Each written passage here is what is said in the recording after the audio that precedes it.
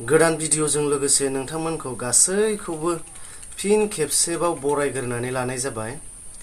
दिनैहाय मानि सायाव सावरायगोन नोंथांमोना एसेब्लाबो बुजिखाबाय। दिनैनि दिनाव बर' हारिनि गेजेराव मा जानो थांगासिनो दङ। दिनै काउन्सिलनि खोथाखौ बुङोब्लाथ' काउन्सिलाव खुनु प्रटेक्शनखौनो नुहुरला आरोना बुंनो थाङोबा। बिटिसि एकर्डनिफ्राय 20-19 बोसोरनि गेजेराव दिनै जोंनि हारिया जोंनि गावनो जोंनि मेजरिटिखौ माइनरिटि खालामनानै लाबाय। जोंनि मेजरिटिखौ नुनानै बिसोरो काउन्सिल हरबाय, थां नोंसिनि रायजोआव नोंसोरनो राज खालामहै, सरखार दाहै, नोंसिनि देशखौ जौगाहैथां होननानै। नाथाय एकर्डनि 20 बोसोरनि गेजेरावनो दिनै जोंनि मेजरिटिया माइनरिटि जानो थांगासिनो दं। बे गोबां दुखुनांथाव बाथ्रा आरो दा आं बुंनो नागिरनाय बाथ्राया बे नङा। आं सावरायगोन जाहैबाय दिनै डुवार्स आरो बड'लेण्ड डिमान्डनि सायाव। गोबां बोसोरनिफ्राय जोंनि बर'फ्रा गुबुन गुबुन संगठनजों गुबुन गुबुन डिमान्ड खालामबोदों। पिटिसिएनिफ्राय दिनै डिमान्ड खालामफैबाय, कनभार्ट जानानै डिजिपि लानानै दिनै डुवार्स आरो बड'लेण्डआ जेसेबांसिम जानाय नङा। बड'लेण्ड डिमान्ड खालामग्राफ्राबो गुबुन गुबुन नाम लानानै खौसे जालायनानै बिसोरो बिबाय थागोन। दा बेनि गेजेराव सावरायनो गोनां बाथ्राया बेसो जे जों बिनो थांगासिनो दङ मोनसेखौ, नाथाय बिनि एन्सारा फिननाया मोननै जानानै दं। मोनसे सोंलुनिथ' मोननै फिन जानो हाया। हयथ' जोङो डुवार्सखौ मोनगोन, हयथ' जोङो बड'लेण्डखौनो मोनगोन। बबेबा मोनसे जोंहा मिसिं जानानै दङ, कनस्टिटिउसननि जुदा जानानै दं बिनि गेजेराव, हयथ' बड'लेण्डआनो हयथ' डुवार्सआनो। दा जों डिमान्डखौ खालामनो हायो गुबुन गुबुन मुं लानानै, गुबुन गुबुन आफाद लानानै। दिनैनि दिनसिमाव प्रेजेन्ट टाइमाव बड'लेण्ड बिग्रा डुवार्स बिग्राजों लायोब्ला मोनबासोनिबो बारा दङ। NLFबनिफ्राय लानानै बनसु आरो दा डुवार्स बिग्रा DJP दा बे आरो दा बैसोरनि गेजेराव गोरोबलायनाय जोंनि फिननाय जायखौ जों नागिरनो थांदों बे मोनसेल' जानांगोन। हयथ' जों डुवार्सखौ मोनगोन, हयथ' जोङो बड'लेण्डखौनो मोनगोन आरो मोनाब्ला मोनसे मोननाय नङा, मोनगोनब्ला मोनसेल' मोनगोन। दा जोंनि गेजेराव नुलायलायबाय थादों, काउन्टार होलायलायबाय थानाय नुदों। काउन्टार होननाय नङा बेखौ, जे रायजोखौ फोरमायहरनाय जादों प्रेस मिटनि गेजेरजों। नाथाय बेखौ नोजोर होयोब्ला गोथौयै नुसारजानायाव काउन्टार होलायनाय बायदिखौनो नुयो।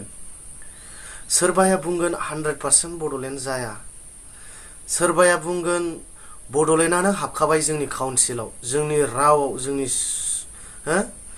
नाथाय जों बोरै जोंनि आइडेन्टिटिखौ, बड'लेण्डनि आइडेन्टिटिखौ जों बोरै खोमोरना लानो? बड'लेण्डनि आइडेन्टिटिजोंनो जोङो बड'लेण्डखौबो आबुं जों मोनगोन होननानै जों दिनैनि गेजेराव काउन्टार होलायलायनाय नुदों आरो दिनै बेबायदिजों थाङोब्ला जाया। जोंनि गासैनिबो आइडिअलजिया बेलेग बेलेग। दिनै डुवार्सनि आइडिअलजिया बेलेग, बड'लेण्ड बिग्राफोरनि आइडिअलजिया बेलेग।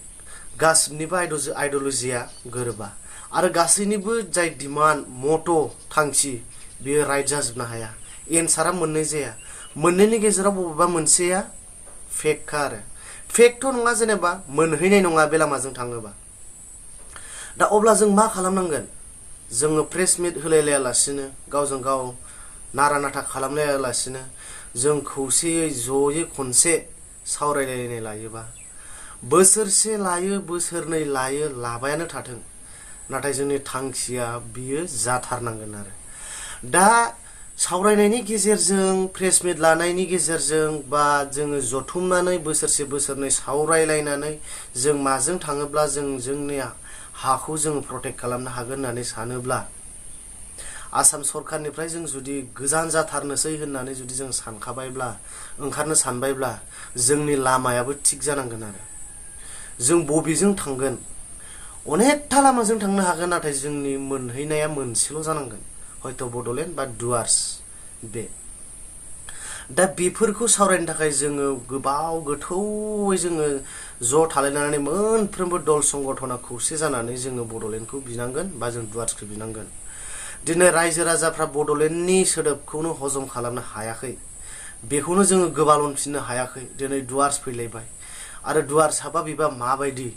बेबा नंखायना नंगौ रायजोनियाव गोनो गोथो रायजोआ दिनै गावस्राजोबनानै दङ दा बेखौ खौसे जायोब्लासो रायलायलायनायनि गेजेरजोंसो अब्ला डुवार्स बिग्रानियानो भुलब्ला अब्ला बडलेण्ड बिग्रानियानो भुलब्ला रायजोखौ बुंनांगोन जे जोंनि लामायानो थिग नङामोन रायजोफोर जों डुवार्सखौनो बिनांसिगोन जे जोंनि रायलायनाया थिगमोन जोंनि साननाया थिगमोन नाथाय जों मोननाय नंला डुवार्सखौ बडलेण्डखौनो बिनांगोन जों बडलेण्डखौनो मोनगोन नै बैबायदि जोङो मोनसे लामाखौ थि खालामनानै लायोब्लासो जोंनि डिमान्डआ जागोन आरो जों मोनफुंगोन आरो मोनफुंनायनि गेजेरावबो जोंनि संगठनफ्रा खौसे जाखांनायनि उनावबो मोनसे मिसिं जानानै दंबावो जाय जोंनि पलिटिक्सआ ओरैबायदि खालामो बोसोरनैयाव जानो गोनांखौ हयथ' बोसोरसेयाव जाहोनो हागौ हयथ' 6 मासाव जोंनि सम आरो खाबुखौ सोलायनानै होयो पलिटिक्स 10 बोसोरनि गेजेराव डुवार्स बा बडलेण्ड मोननो गोनांब्ला पलिटिक्सआ जोंनि जायोब्ला जों एसे सिगाङाव 7 बोसोरसोनि गेजेरफ्रावबाबो जों मोननो हागौ हयथ' 5 बोसोराव बेनिखायनो जोंनि पलिटिक्स पार्टिखौ जों मास्ट बि जों लानांगोन जों मोनसे हादोर आरो हारि बिनो थाङोब्ला जोंनि पलिटिक्सआबो जोंनि आरो हादोराबो आफादाबो जोंनि जानांगोन आरो ओरैबायदि सेक्रिफाइस खालामनांगोन जेनेबा मोनागौ माने नांथाबबाय थानांगोन आरो ससे समाव फैनाय लोगो लोगो आङो हाथ'नाय नंला होननानै जुदि बुङोब्ला नाथाय बैबो बैसो जानानै थाथ'दोंब्ला बैबो बै पलिटिक्सफ्रावनो थानानै पलिटिक्सनि लेभेलजोंनो बडलेण्ड बिग्राफोरखौ डुवार्स बिग्राफोरखौ हेफाजाब होनांगोन जों गिभ आपखौनो जों खालामनो मोननाय नङा आरो बेबायदि दिनै जोंनि गेजेराव माखासे सुबुंफोरखौ बुंनो थाङोबा थांखिनानै बुङोब्लाबो गोरोन्थि जागोन मोनसे टाइमाव बडलेण्ड नाङा मोना होननानै बुंनानै जाय जोंनि प्रमद सारनि दैदेननायाव लिडिं लानायाव जों डिमान्ड खालामदोंमोन बैसोर बायदिया बडलेण्ड मोना होननानै बुंदोंमोन दिनै बिथांमोन बायदिया बडलेण्ड बिफिनदोंब्ला जों मा फोथायगोन बेबोथ' बिराद गिदिर साननो गोनां खोथा बैफोरबायदिनो ओंखायनो माने संगठनफोरा ओंखारबाय थानो हागौ रायजो राजा सुबुंफोरा फैबाय थानो हागौ हयथ' गावनि उदैनि थाखाय गावनि पलिटिक्सनि थाखाय रायजोनि गेजेराव माबा मोनसे मावफ्लानानै आं मासे मोनसे लानांसिगोन बैफोरबायदि नाथाय जोंनि थांखि जोंनि आफादा मोजां जानांगोन गासैबो आफादाव गाज्रिया थाखायो बेखौ रावबो बुंनो हाखाया गैया होननानै थाया होननानै दा बे आरो दा बेनिखायनो जों अराय सम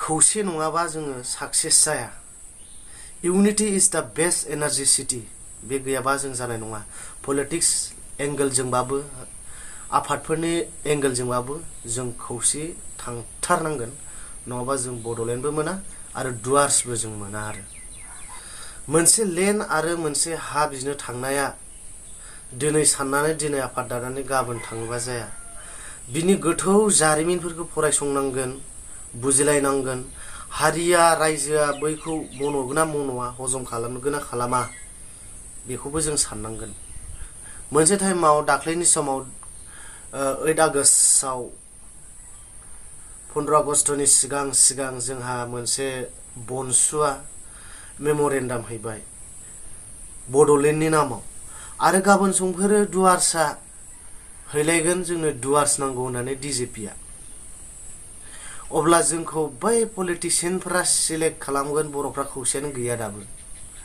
सिलेक्ट खालामनानै बिसोरो बुंगोन डिजिपि फैजों जों नोंसिनि साननाय हनायनि सायाव जों एसेबाबो हेफाजाब होगोन सोरबा कंग्रेसआ बुंगोन सोरबा बिपिएफआ होनगोन बा सोरबा गुबुन दल संगठनफोरा बुंगोन आरो पलिटिक्सनि पार्टिफोरा अब्ला जों अराय सम जों गावजों गाव गावस्रालायनानै जों पलिटिक्सजों सिलेक्ट खालामजाना जायाखै जों सिलेक्ट खालामजागासिनो दङ बे आरो ओंखायनो पलिटिक्सखौ जों सिलेक्ट खालामनो होनो नाङा गावखौ हारिखौ जातिखौ पलिटिक्सखौ जों दिनै सिलेक्ट खालामनांगोन आरो डुवार्स आरो बडलेण्ड बिनो थांनायाव जाय पलिटिक्स पार्टिया जोंखौ हेफाजाब होगोन जों बैखौसो हेफाजाब होनांगोन दिनैनि सरकारा परिबर्तन सरकार निश्चय हेफाजाबखौ होगोन होननानैबो साननानै लादों नाथाय होआखैबा जों बिनि सायावबो बेलेग इनिशिएटिभ लानांगोन आरो